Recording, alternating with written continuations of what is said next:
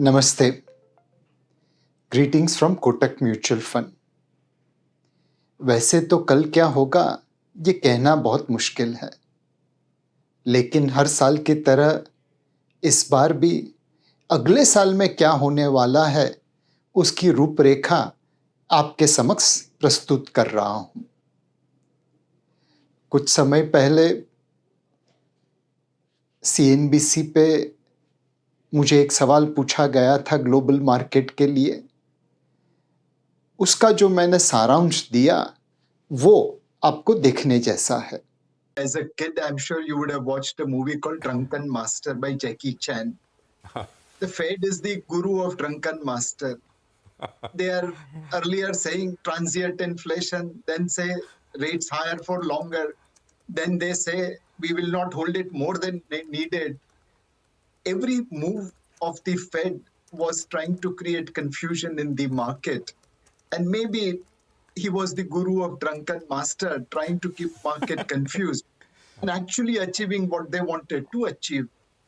I think credit should go to US Fed for maintaining a very, very delicate, fine balancing between growth and inflation that does inspire confidence in the markets on US Fed. अभी कुछ समय पहले जी business के धुआंधार anchor Anil Singhvi ने market outlook 2024 के बारे में मुझसे बात की थी। हमारी जो जुगलबंदी बनी वह देखने लायक है। अनिल जी, भारत की स्टॉक मार्केट और इंडियन क्रिकेट टीम दोनों एक के बराबर है। इंडियन क्रिकेट टीम ने वर्ल्ड कप में 10 मैचें बड़ी धुआंधार तरीके से जीते। भारतीय स्टॉक मार्केट ने पिछले 8 सालों से लगातार पॉजिटिव रिटर्न दिया है। इंडियन क्रिकेट टीम के अंदर रोहित शर्मा, विराट कोहली, मोहम्मद शामी जैसे धुरंधर है। भारतीय स्टॉक मार्केट में भी धुरंधरों की कमी नहीं। तो हो सकता है कि फाइनल के दिन में शायद हमारी टीम उतना अच्छा परफॉर्म नहीं कर पाए जितना करना चाहिए था, लेकिन इस टीम की काबिलियत के ऊपर कोई संदेह नहीं है। उसी ऑस्ट्रेलिया को अगर किसी और दिन मिलते तो शायद रिजल्ट और होता। तो बस भारतीय क्रिकेट टीम और इंडियन स्टॉक मार्केट दोनों एक के बराबर है। धुरंधरों की कमी नहीं है। हाँ, एक आध मैच में तख्ता पलट सकता है। जैसे बॉल आए वैसे खेलने की काबिलियत रखनी चाहिए। बिल्कुल। तो फॉर्म अच्छी है और प्लेयर्स भी अच्छे हैं। बस ठीक है, कोई ऐसा ना हो कि एक आध इनिंग, एक आध मैच खराब निकल जाए, बस वो सावधानी रखनी है। तो चलिए मैं वहीं से शुरुआत करता हूँ। पहले लोकल, अगर कुछ खराब होने का डर है तो भारत के अपने कारणों से, अपने ट्रिगर से क्या कुछ खराब हो सकता है? अनिल भाई, सारे इस वक्त ये प्राइस करके बैठे हैं कि 2024 जनरल इलेक्शन में सरकार की कंटिन्यूटी रहेगी। अगर रिजल्ट सरप्राइजिंग आए तो मार्केट को बढ़ावा मिलेगा। अगर रिजल्ट शॉकिंग आए तो मार्केट में करेक्शन आ सकता है। दूसरी चीज है कि भारतीय मार्केट में आज प्रीमियम वैल्यूएशन है। हम तकरीबन ऑल टाइम हाई लेवल के आसपास है। हमारा जो कॉम्पिटिटर है चाइना, वो यूएस डॉलर टर्म्स में 1993 के लेवल पे है। 30 साल से लोगों ने चाइना में पैसा नहीं देखा। उनकी वैल्यूएशन हमसे 1/3 के आसपास है। तो जाहिर है कि जब आपको रोहित शर्मा या विराट कोहली या सूर्य कुमार यादव का वैल्यूएशन मिल रहा है तो आपको खेल भी वैसे ही खेलना पड़ेगा। कॉर्पोरेट अर्निंग्स को 12 से 15% के आसपास ग्रोथ दिखाना पड़ेगा। अर्निंग्स ग्रोथ और इलेक्शन, ये दो चीज है जो मार्केट को लोकल फैक्टर से इंपैक्ट कर सकती है। और एक फाइनल चीज अनिल जी, हमारी गवर्नेंस स्टैंडर्ड है। आज हम अपने आसपास देखें तो चाइना में आप माल बेच के पैसा नहीं लेके जा सकते। अलग अलग प्रकार के सर्कुलर आते हैं जो ईज ऑफ डूइंग इन्वेस्टमेंट की धज्जियां उड़ा देते हैं। बाकी देशों में भी जाए तो गवर्नेंस स्टैंडर्ड्स का कोई नामो निशान नहीं है जैसा भारत में है। तो हमें अपने गवर्नेंस स्टैंडर्ड को भी बरकरार रखना होगा। हमें ग्लोबल कैपिटल को और लोकल कैपिटल को जो रिस्पेक्ट देते हैं वो जारी रखना होगा।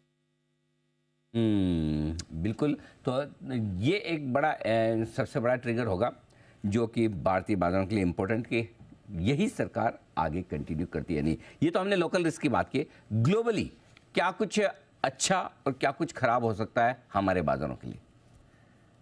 ग्लोबली अनिल भाई, मुझे एक चीज समझ में नहीं आ रही है। लोग भारत में पैसा लगाएंगे जिन्होंने सालों साल रिटर्न बना के दिया है, बट आज दुनिया के इमर्जिंग मार्केट और ग्लोबल मार्केट की वैल्यूएशन की कगार पे सबसे आगे खड़ा। क्या वो लोग ऐसी मार्केट में जाएंगे, चाइना, जो भारत से 1/3 वैल्यूएशन पे अवेलेबल है, बट 30 साल से वहां पे पैसा नहीं बना है? लोग सस्ता देखेंगे, चुनेंगे, या महंगा देखेंगे? मैं उम्मीद करता हूं कि लोग सोने को सोने के दाम पे खरीदने की हिम्मत रखें और पित्तल को पित्तल के दाम पे खरीदने की हिम्मत रखें। अगर लोग सोने और पित्तल में कंफ्यूज नहीं होंगे, तो फिर हमारे लिए कोई बड़ा global risk flow point of view से नहीं हो। दूसरी चीज यूएस फेड के पिवोट की है।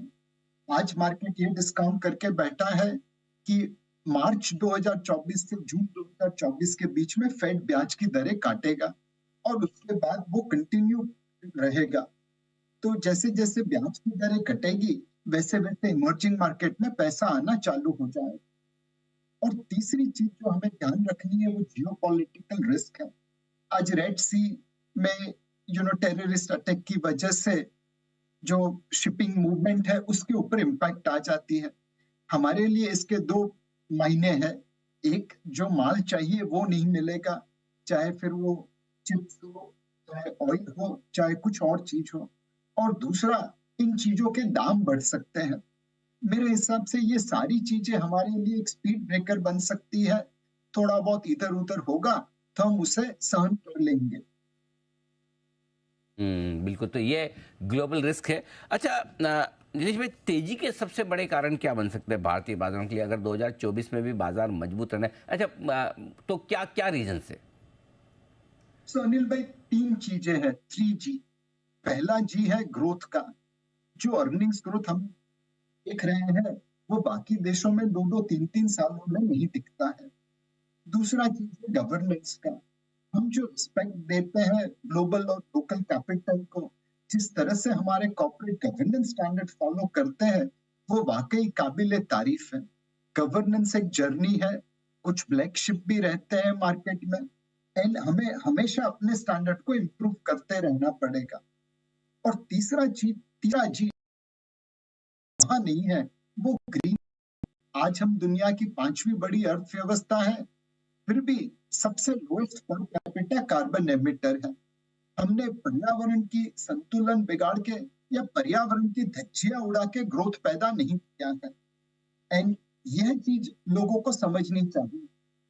जब तक हम ये 3G growth, governance and green देते रहेंगे, तब तक मेरे हिसाब से हमारी वैल्यूएशन प्रीमियम बरकरार रहेगी और निवेशकों को वहां पे निवेश करने का मौका मिलता रहेगा। बिल्कुल, तो इन तीन चीज़ों पर अगर हम फोकस करें तो 2024 भी हमारे लिए बेहतर हो सकता है। 2024 में कितनी तेजी, ये बड़ा सवाल है। क्या जब अगले साल फिर से हम ये शो कर रहे होंगे आपके साथ में 2025 के आउटलुक पे, तो नीलेश भाई, यहाँ से बाजार ऊपर मिलेंगे, और मिलेंगे तो कितने? किस तरह हमारे प्लेयर खेलते उसके ऊपर तय होगा मार्केट ऊपर जाएगा कि नहीं जाएगा। और थोड़ा अनिल जी, इसमें बिरबल की कहानी भी है। बिरबल को अकबर राजा ने कहा था लाइन को बड़ी कर दो छुए बगैर। उसने एक नीचे बड़ी छोटी लाइन बना दी तो ऊपर वाली लाइन अपने आप बड़ी लगने लगी।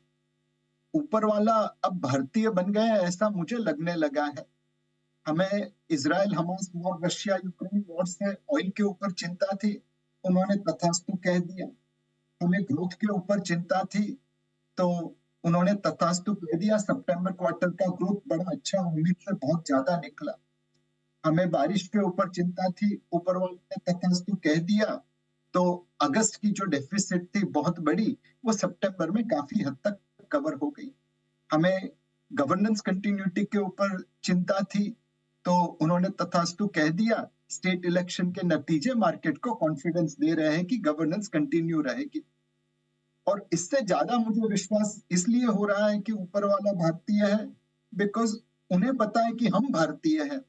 तो अपनी लाइन तो उन्होंने बरकरार कर दी, बट बाकी देशों की लाइन छोटी करने लगे हैं। रशिया को यूक्रेन में भिड़ा दिया, अब कोई ग्लोबल निवेशक वहां पे जा नहीं सकता। चाइना में अलग अलग प्रकार की उलझुल पॉलिसीज आने लगी, तो वहां पे वैल्यूएशन कम हो गया, लोगों का विश्वास वहां पे कम हो गया। साउथ अफ्रीका में लोगों का जाना मुश्किल है, तो निवेश कहां से करेंगे? ब्राजील बहुत अच्छा लगता है, तो वहां पे कम्युनिस्ट सरकार है, तो अपनी लाइन बड़ी दिख रही है बिकॉज औरों की लाइन छोटी हो रही है। अगर यहाँ पे कोई यू टर्न हो गया और लोगों ने हमसे सीख के अपनी ग्रोथ गवर्नेंस एंड ग्रीन के ऊपर फोकस करना चालू कर दिया, तो जो वैल्यूएशन प्रीमियम हमें मिल रहा है वो शायद कम हो सकता है। तो एक ये पहलू पे ध्यान रखना पड़ेगा कि हम दूसरों के सामने अच्छा करते रहे, रिलेटिवली अपनी प्रीमियम वैल्यूएशन को जस्टिफाई करते रहे। बिल्कुल ठीक बात है। तो आपने बड़ी स्मार्टली बताया कि ईश्वरी भी हमारे हिंदुस्तानी है, इंडियन ही है जिस तरह से फेवर कर रहे हैं। और अगर इंडियन है तो ऐसा तो होगा नहीं नीलेश भाई कि एक ही साल करेंगे, तो फिर लाइफ लॉन्ग करेंगे। बिल्कुल, कम से कम आपके हमारे लाइफ टाइम में तो करेंगे, ये हम भरोसा रख सकते हैं। अब आइए म्यूचुअल फंड इन्वेस्टर्स की मैं बात करता हूँ।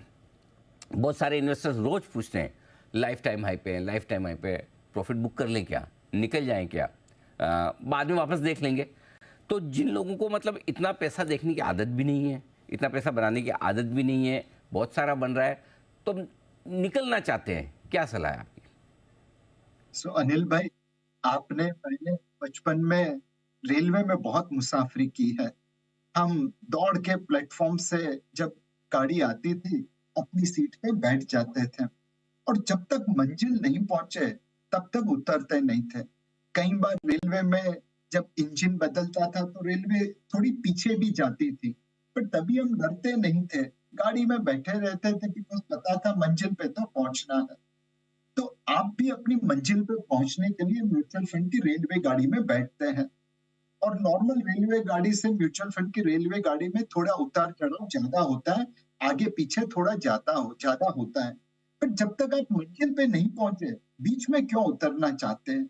विश्वास रखिए, समय दीजिए, आपको आपकी मंजिल पे म्यूचुअल फंड की रेलवे गाड़ी जरूर पहुंचाएगी। सिर्फ समय देने की आवश्यकता है।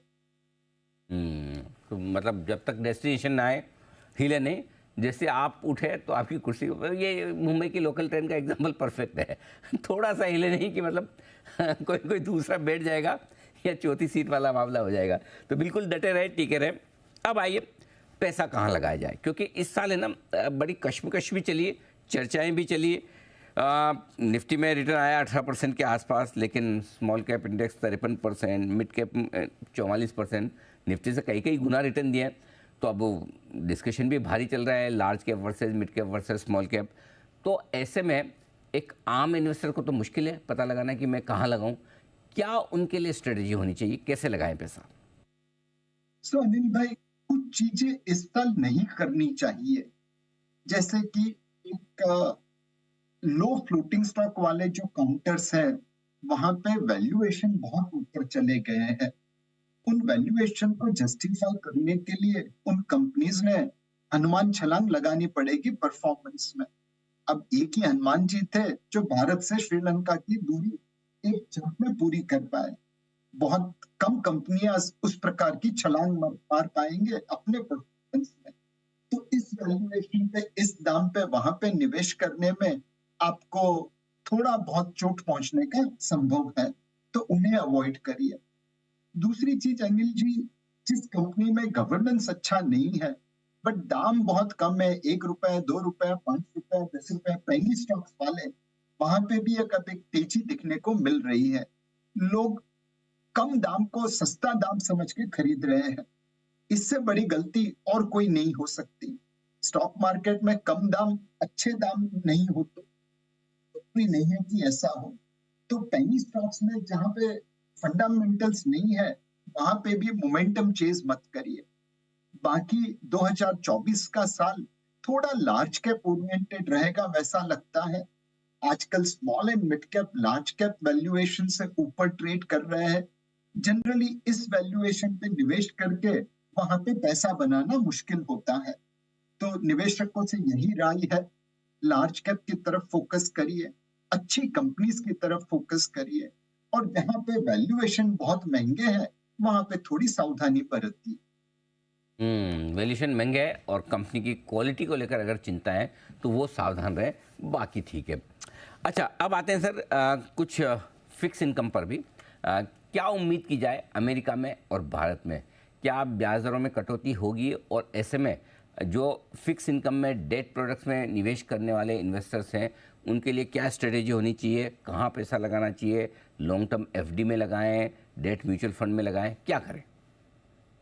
सो अनिल जी, आजकल अगर आप कुछ इमर्जिंग मार्केट्स देखें जैसे वियतनाम, तो उनकी गवर्नमेंट यील्ड अमेरिकन यील्ड से नीचे है।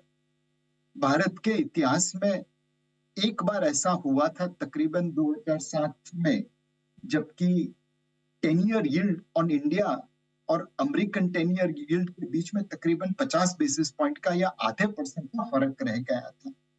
मुझे लगता है कि जिस तरह से आरबीआई हमारी इकोनॉमी को मैनेज कर रहा है, जिस तरह से वो मॉनेटरी पॉलिसी चला रहा है, हमारी और यूएस 10 ईयर यील्ड के बीच में गैप है, वो धीरे धीरे नैरो होता रहेगा। मैं ये नहीं कहता कि अगले साल ही ऐसा होगा, बट इवेंचुअली हम एक दिन ऐसा देखेंगे जब अमेरिकन 10 ईयर यील्ड हमारी 10 ईयर यील्ड से ऊपर होगी और हम उनके नीचे होंगे। इसके लिए समय लगेगा, और आरबीआई ने जिस तरह से credit policy, monetary policy maintain की है, वैसे चलाते रहना पड़ेगा। बट अगले साल की बात करें तो लगता है कि फर्स्ट हाफ ऑफ 2024 में फेड रेट की दर काटेगा। वहां पे डेट का बर्डन बहुत ज्यादा है, $1 ट्रिलियन से ज्यादा का ब्याज अगले साल चुकाना पड़ेगा। और वहां की जो बॉटम एंड पॉपुलेशन है वो भी बहुत लिवरेज है। अमेरिकन इकोनॉमी हमसे 7 गुना बड़ी है, लेकिन उनका क्रेडिट कार्ड डेट हमसे 40 गुना बड़ा है। उनका स्टूडेंट लोन हमसे 90 गुना बड़ा है। तो उनको ये ब्याज की दरों की बर्डन बहुत भारी पड़ रही है, और फेड को इलेक्शन मद्देनजर रखते हुए 2024 की शुरुआत या मध्य भाग में ब्याज की दरें काटनी पड़ेगी। इससे आरबीआई के लिए भी ब्याज की दरें काटने का मौका मिल जाएगा। तो ये समय सबसे लंबी मेच्योरिटी में निवेश करने का है। सबसे लंबा government security, state development loans, PSU bonds या डेट म्यूचुअल फंड्स, इसमें आप निवेश कर सकते हैं। अगले साल कूपन इनकम के साथ साथ कैपिटल अप्रिसिएशन मिलने के भी बहुत अच्छे चांसेस हैं। म्यूचुअल फंड में यहाँ पर बढ़िया निवेश का मौका आपके लिए बन सकता है। दो और एसेट क्लास पर आपकी राय लेना चाहता हूँ साल 2024 के लिए, सोना और साथ ही प्रॉपर्टी, रियल एस्टेट, इन दोनों को कैसे देखते हैं आप? सोने में अनिल भाई, मतलब बहुत अच्छा माहौल बन रहा है। तकरीबन 2020 से हम रेकमेंड कर रहे हैं कि सोने में थोड़ा निवेश करिए। इसका मेन कारण यही है कि ग्लोबल सेंट्रल बैंक्स आजकल सोने की खरीदारी में बहुत ध्यान दे रही है। हमारी हाउसवाइफ्स की तरह ग्लोबल सेंट्रल बैंक्स भी सोने पे विश्वास करने लगी है। रशिया के पास यूक्रेन धावे के पहले $650 बिलियन के रिजर्व थे। $500 बिलियन विदेशी मुद्रा में थे, $150 बिलियन सोने में थे। जब उसने यूक्रेन पे धावा बोला तो लोगों ने $500 बिलियन सीज कर लिए, फ्रीज कर दिए। $150 बिलियन का सोना ही काम आया। ये देखने के बाद दुनिया भर के सेंट्रल बैंकर, चाहे अमेरिका के दोस्त हो चाहे अमेरिका के दुश्मन हो, सबने सोने में विश्वास करना चालू किया। पिछले साल 1000 टन से ज्यादा की सोने की खरीदारी की है। ग्लोबल सेंट्रल बैंक के पास उतना सोना है भी नहीं कि बेच पाए, सिर्फ खरीदने की कोशिश कर रहे हैं। चाइना को ताइवान के ऊपर कुछ डिजाइन है, कुछ प्लान है, तो वह भी अपनी इंश्योरेंस पॉलिसी के लिए सोना खरीदते रहेगा। इस वजह से हमें लगता है कि सोने में डिमांड ज्यादा रहेगी। एक और चीज जो हमने देखी है सोने में, कि जब भी यूएस फेड ब्याज की दरें काटता है, सोने में तेजी चालू हो जाती है। तो ये दोनों चीजें सोने के लिए फायदेमंद रहेगी। सोने में निवेश करते समय सिर्फ एक चीज याद रखिए, भारत में 18% के आसपास टैक्स इंसिडेंस है। 15% import duty, balance GST and other charges.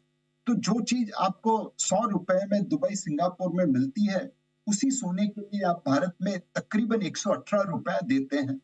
आज नहीं तो कल ये ड्यूटी कम होगी गोल्ड स्मगलिंग को रोकने के लिए, और उस समय आपको रूपी गोल्ड प्राइस में एक करेक्शन देखने को मिल सकता है, सब्जेक्ट टू द मुझे लगता है एक इंडिविजुअल को पुणे में निवेश करना चाहिए। गोल्ड में थोड़ा आप इन्वेस्टमेंट सेफ्टी के लिहाज से कर सकते हैं, ये राय। नीलेश भाई, आखिरी सवाल, 2024 के निवेशकों को कोई निवेश मंत्र, सलाह, कोई खास बात जो गांठ बंद कर रखें, याद रखें, ये बताइए सर। बस अनिल भाई, don't bet against India. Bharat बहुत अच्छा कर रहा है एंड पहले हम ग्लोबल ग्रोथ ट्रेन के डिब्बे थे। दुनिया चलती थी, हम चलते थे। आज हम ग्लोबल ग्रोथ ट्रेन के इंजन बने हैं। इंक्रीमेंटल लेवल पे चाइना, यूएस और इंडिया ग्लोबल ग्रोथ में सबसे ज्यादा कंट्रीब्यूट करेगा। ये इंजन चलता रहेगा और आने वाले सालों में और भी बड़ा होता रहेगा, ऐसी उम्मीद है। भारत पहले भी सोने की चिड़िया था। बीच में अंग्रेजों की ने हुकूमत करके हमारी सोने की चिड़िया को खत्म कर दिया। अब वापस हम सोने की चिड़िया बनने जा रहे हैं, तो इसके ऊपर विश्वास करिए, लंबी अवधि के लिए निवेश करिए। अनिल भाई, 1 मिनट चाहूंगा आपसे। जी। मेरे पिताजी तो अब है नहीं, बट अगर वो होते तो शायद मैं उनके पास जाता और कहता, पापा, जब 70, 80, 90 के दशक में अच्छी अच्छी मल्टीनेशनल कंपनीज इश्यू कर रही थी, स्टॉक मार्केट इतना सस्ता था, आपने क्यों शेयर्स नहीं लिए, आपने क्यों निवेश नहीं किया? अगर आप वो करते तो आज मुझे काम करने की जरूरत नहीं मिलती। और मेरे पापा कहते, बेटा, उस समय अनिल भाई और जी बिजनेस नहीं थे जो मुझे कहते आप निवेश करिए। आज से 20-25 साल बाद अगर आपके बेटे बेटी ने आपको पूछ लिया कि जब भारत दुनिया की 5वीं व्यवस्था से तीसरी बड़ी अर्थव्यवस्था बन रहा था, ग्रोथ कर रहा था, इतनी बढ़िया बढ़िया कंपनीज बन रही थी, तो आपने निवेश क्यों नहीं किया? आप तो ये भी नहीं कह पाएंगे कि अनिल भाई ने सलाह नहीं दी थी, बिजनेस नहीं था। तो ये सुन निवेश करिए। पिछले कई सालों से हमने देखा है, भारतीय इकोनॉमी अच्छा कर रही है, भारतीय मार्केट अच्छा कर रहे हैं। 8 सालों से भारतीय मार्केट ने पॉजिटिव रिटर्न दिया है। यह शायद सबसे बड़ी या लंबी पॉजिटिव रिटर्न स्ट्रीक है। इस वक्त भी ग्रोथ, गवर्नेंस और ग्रीन का त्रिवेणी संगम भारतीय मार्केट के लिए अच्छे दिनों की आगाही करता है। आप सभी के लिए आने वाला नया वर्ष बहुत ही आनंदमयी रहे, वैसी मेरी शुभकामनाएं। धन्यवाद। म्यूचुअल फंड निवेश बाजार के जोखिमों के अधीन है। योजना से जुड़े सभी दस्तावेजों को ध्यान से पढ़ें।